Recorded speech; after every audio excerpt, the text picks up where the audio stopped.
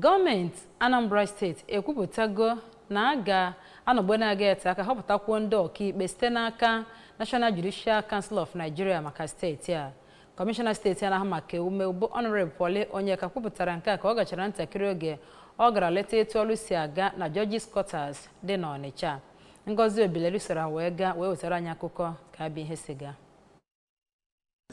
Dịka Honorable Onyeka si wee kọwaa, enwebeghị mkpọlite nke ndị ọkaikpe n'afọ 6 gara aga. Ọ bụ nke a mere gọọmenti ji na-arụsi ọrụ ike iji hụ na arụsịrị ya bụ ebe obibi ndị ọkaikpe.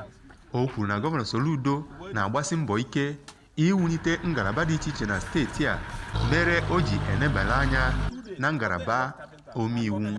O kwukwara na ọ bụ na alụsịa ya bụ ebe, ọ ga-enyere aka ka akpọlite ndị ọkaikpe ma hụ na ikpe ọbụla bụ nke ekpesịrị ngwa ngwa.